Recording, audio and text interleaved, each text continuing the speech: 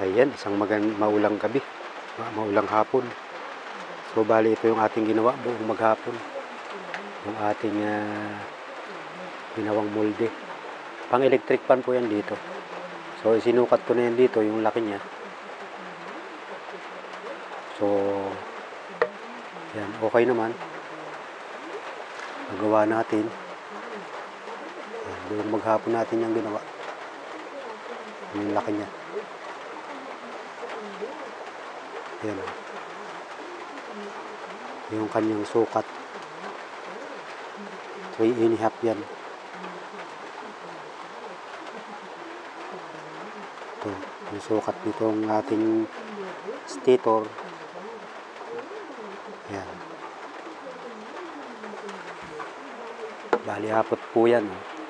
Kaya lang dito, malaki. Hinahirapan ako.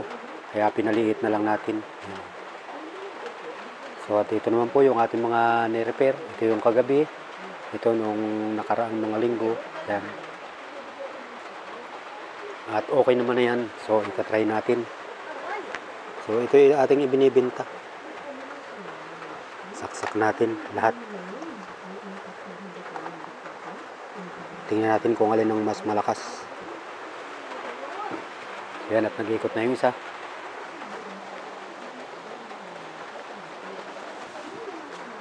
Yan yung tatak ay Fujitsu number 1. And then ito. Yan, lahat number 1 lang muna. Alin ang mas malakas. So ito yung kagabi, yung na-repair natin. Yan, mas malakas yung standard po kasi yung nilagay ko dyan. Mas malakas gumalaw.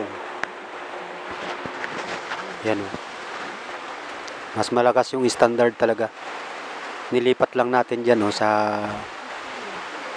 gain home na yan. Yung isa urban. O yan o. So mamimili lang sila. So mura ko lang naman po yung ibinibenta sa kanila. So ilagay natin sa number 2 lahat. Number 2. Number 2. And then number 2. Yan. Talagang mas malakas yung standard. Ay iba talaga sa lahat. So ito, ang bagal ng galaw. Yung standard talagang mabilis eh. Malupit humangin. Ito yung urban. Ito ang hindi ko binago ang motor. Tsaka ito. Pinaguhan ko lang ng kaha. Ito number 3. Then number 3. Then number 3. So yan, talagang mas malupit gumalaw ang standard.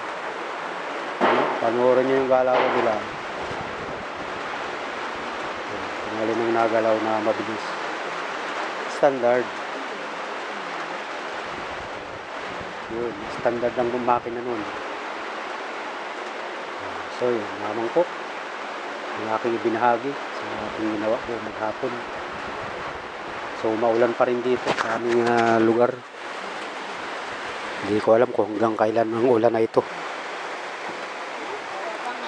So yan, at pinakita ko lang po sa inyo ang ating mga ni-repair ng mga electric pan, mga disc pan. So yan.